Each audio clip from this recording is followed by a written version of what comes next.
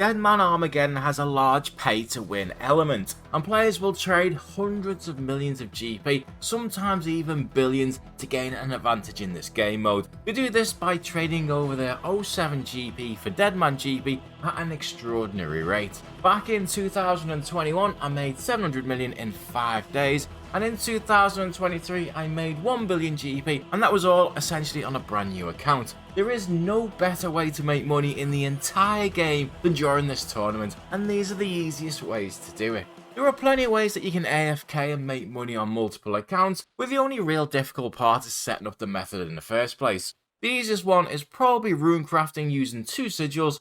The sigil of the Abyss, which is being nerfed this year, sadly, but will still give you 5 times as many runes when rune crafting, paired up with another one, the last recall sigil, that teleports you back to the last place which you've just teleported away from. Simply, that means you can teleport directly to any rune crafting altar and create 5 times as many runes as usual every 5 minutes. Then, just wait out the timer and simply repeat it. The next one is incredibly simple and can be done AFK, but you're going to be one of the most hunted players in the whole of Deadman. The sigil of remote storage sends everything that you gather directly to the bank. Enhanced harvest will give you triple the amount of resources that you'd normally get, and finally, the woodcraft sigil will turn logs straight into planks, providing that you're not in a safe zone and you have enough GP to pay for them, but at a reduced rate. So in effect, every log that you chop will send 3 planks directly to the bank, but it's very risky holding a large stack of cash in your inventory in a PvP area, but there's a couple of things that you can do to reduce the risk. There are hundreds of oak trees within the games, simply just find one that is very out the way, where few players go, and even ideally if you can find one that's blocking the path of where players are likely to come from, it'll just help you to teleport away if anyone actually tries to attack you. The next option is to complete quest chains that give you access to areas that otherwise players don't have, such as the Legends quest, which gives you access to the Karazi jungle and 3 mahogany trees. Every bracket you unlock automatically completes a bunch of quests, many of which are needed for other quests. So it's going to take a seriously dedicated PK to do all of the quests just to try and kill you, especially if you're completing the Legends quest in just bracket 1 or bracket 2. Plus, you'll have a full inventory of food anyway, since the planks are sent directly to your bank, and you could either just train magic so you can entangle them and log out, or even use the Karazi jungle itself, which is quite difficult to get through, just to line of sight them and escape that way. This was a similar strategy to one I'd done last year, and you can do it this time as well, where I used the automatic banking sigil with triple resources, but I added the sigil of the Infernal Smith, which instead of making planks, smelts ores into bars. Sadly this year it's only got a 20% chance of doing it, but even still that's still going to be really good money. All I did was I done the underground pass last time in bracket 1 in order to access the 2 rune rocks in the Elven Lands. Now that quest automatically completes in bracket 2, so very few people thought, I know, I'll do this in bracket 1. Obviously it doesn't make a lot of sense, but by having a plan like this, it means you're doing something completely different to everyone else, and you generally find that you're on your own. This one spot alone I had by myself for a couple of days, and it made me 400 million GP. It was by far the best method that I did last time. This next one is really insane, because you can do it whilst being stood at the G in a completely safe zone. The sigil of the Alchemaniac will give you 30% more GP when high alching, so it's just as simple as putting offers in the G for common items and then alching them for a profit. There's a lot of competition with this, so the trick really is just to know what to buy. Early on, rune's going to be too expensive because everyone wants it, so you better start with lower items like steel, mithril, maybe RD depending on demand, plus anything you can think of that will be quite common early on because the G's usually dead for a few days too. Simple things like Onyx Bolt tips that Lava Dragons drop will help you make enough money to get a decent cash stack before the competition so you can buy alchables that they can't afford.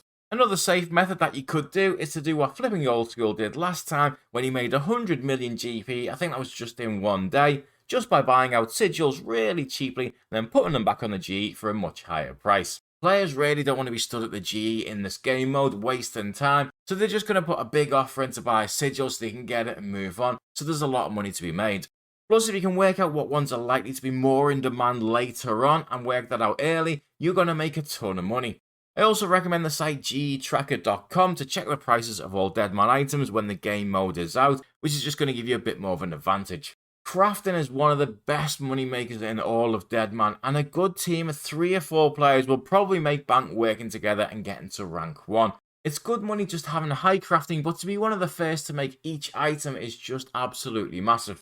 The first D'hide, Glories, Furies, Zenite Jewelry, and so on will be bought out by the richest players in the game for tons of money. The hard part with this one is really beating others to it. That's why I recommend the team to do this. Because to get first, you're probably going to need one person making or swapping money, another buying crafting supplies, probably from charter ships, which is quite quick and easy to do, and then another one or two players making the molten glass and then one crafting it. That's probably the fastest method I can think of for this one for you to get up to D'hide and diamond jewelry really quickly. However, they are increasing the respawn rate of some shops this time, and they haven't said how, so there is a little chance that they could do the same method they've done in leagues, where you can essentially buy as many items from a shop as you want, and if that is the case, you could in theory buy uncut gems from any gem store and then put them and sell them back. This one doesn't just apply to quest items, but those tend to do really well.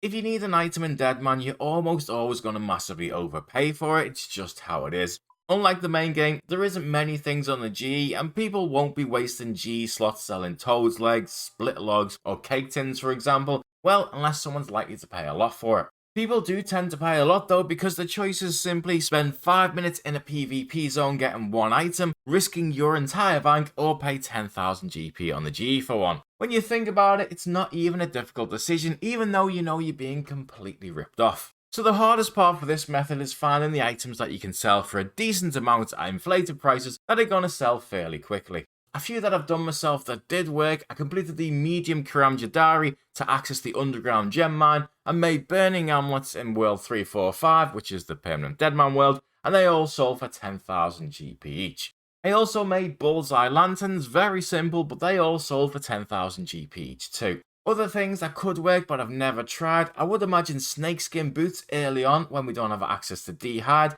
would sell pretty well. Again, any quest items needed in quests that don't automatically complete generally do well too, and any items that are likely to be in demand but are quite difficult to obtain. If you love doing clue scrolls, you can make a lot of money here too, and because of all the different locations that you can go to, it's very hard for people to know where to PK you.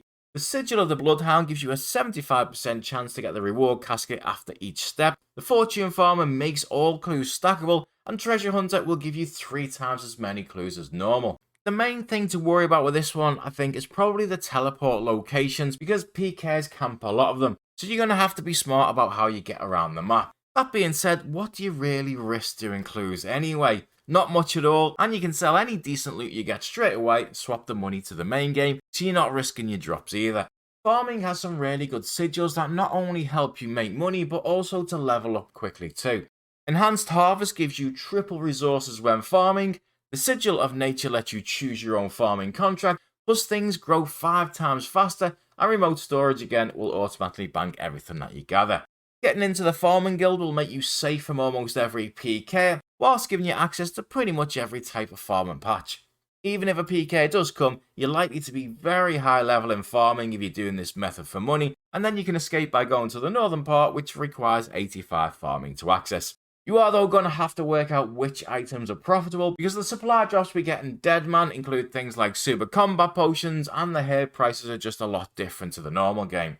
Another method that I did last time was to complete all the quests to access Darkmare in bracket 2. The boss is fairly difficult at that level, but even in bracket 3 this will be perfectly doable if you're not that comfortable with PvM. I did it to kill a Firewatch, but this year I'd say it's probably better just to pickpocket them because of the new Sigil of Deception that automatically repockets for you until you fail. Plus, you're not risking anything at all when you pickpocket, and if you get a blood shard, again, you just sell it on the G, swap your money to 07 and carry on without any risk. In the exact same area, you could do the Hallowed Sepulchre. Unfortunately, the Ring of Endurance won't be worth much in Deadman because the Sigil of Stamina, which permanently puts us under the effects of a stamina potion, but in good, usable or alchable items, it's still about 1 mil per hour, which will be decent for the first couple of days at least, when people are exchanging 07 GP for, at least 10 times the amount of Deadman GP at that point. Effectively making this at least 10 million GP per hour in a spot I just don't see PKs going to. The most profitable, but by far the riskiest, is gonna be hunting chins. The sigil of the hunter gives you 3 times as many chins as usual, so that is likely to be over 10,000 GP every time you catch one, and it's only going to take you an hour or two to get the level. So you could in theory do that whilst exchange rates are pretty insane and be making an absolute fortune, but it will be a massive PK hotspot. For that reason, as painful as it might sound, when you have access to such a good moneymaker, I would complete the Song of the Elves, which requires level 70 in all of these skills, and it will probably take you a day or two to do. But you would have access to red chinning spot here, and the chance of anyone being here to PK you is extremely slim due to all those requirements. In fact, the last time I found the bigger problem in these methods that I did, where I found these remote areas, was the fact that eventually other PVMs or skillers come along, and then there's not enough resources for everyone. Then suddenly the skillers turn to the dark side and start PKing each other. Whilst those are, in my opinion, the best skilling or easy money makers that you can do in Deadman, they're not quite as good as the very best methods. With more risk comes more reward, and that's exactly what you get with combat, PvP and sigil hunting in Deadman, and I'll be doing a video on each one of those very soon.